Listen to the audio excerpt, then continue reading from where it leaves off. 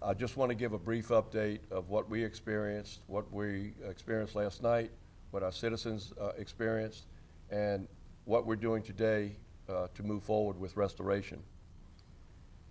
We had wind gusts, of course, last night, some reported in the 40 miles an hour plus, particularly along Lake Pontchartrain in the lower part of St. Tammany Parish. The biggest impact was rainfall, of course. We received significant amounts of rain, some up to 10 inches. We've measured, and in some areas, 6, 7, 8, 9, 10 inches across the parish, which, of course, results in our rivers and water features being swollen. Thankfully, there were no injuries reported, and only a few homes reported minor injuries at this time. Our public works crews and utilities crews woke up before the sun rose to push the fallen trees off the road and to check our utility systems. Most, if not all, of the trees have been removed from our parish roads, and there were some on state highways as well, and DOTD has responded to that.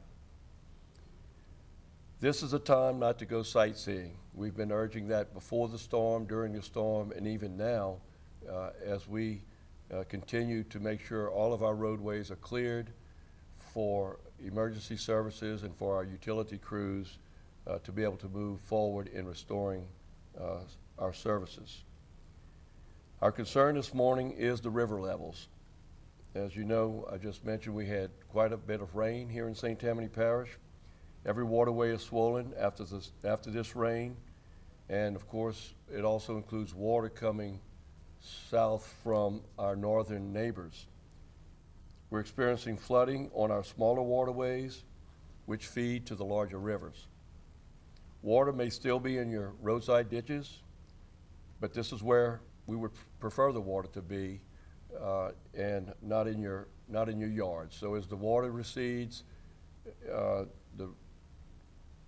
with the wind blowing hopefully north now to help the water recede, the water in the ditches will recede, and we'll take the water to the lake.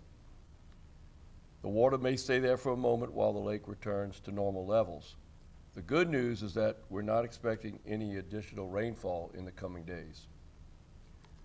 The 4 rivers that we have gauges on and monitor regularly are the Tchefuncte, the Bogaflaya, the Pearl River, and the Bogachita River. We will continue to monitor these rivers.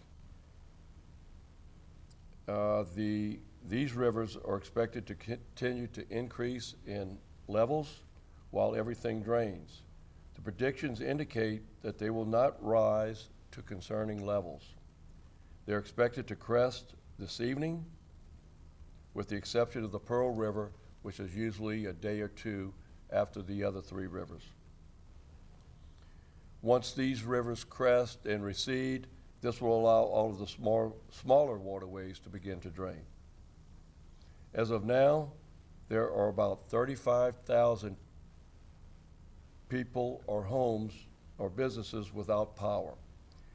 This is broken down into 18,600 for Clico, 16,100 for Washington St. Tammany Electric, and under 100 for Entergy, which is the smallest electrical provider in St. Tammany Parish. This is why it's critically important to stay off the roads, allowing our utility crews to restore this power. The good news is our providers have indicated that there was not major damage to the transmission lines. 3 of our water systems are currently under a boil advisory. This is the utility systems under St. Tammany Parish government. Due to the storm and out of abundance of caution, those 3 neighborhoods are Abita Lakes, Lake Hills, and River Oaks. Again, you should have received a notice of a boil advisory out of precaution due to a drop in water pressure due to electrical outages. Those citizens have been identified and notified. Some of the private utilities, Magnolia Water Company has reported 3 systems that are under a boil advisory. Cherrywood Wrigley's Estates, and Penn Mill Estates. If you have further questions regarding those systems, you may contact your representatives at Magnolia Water. The Parks Waterworks system has issued a boil advisory as well for Ponderosa Ranches in the Slidell area. Again, if you have questions regarding that, you may contact Parks Waterworks. Our schools and St. Tammany Parish government and local governments remain closed today and are scheduled to reopen tomorrow. I'm looking at my notes to make sure that I've covered everything at this point.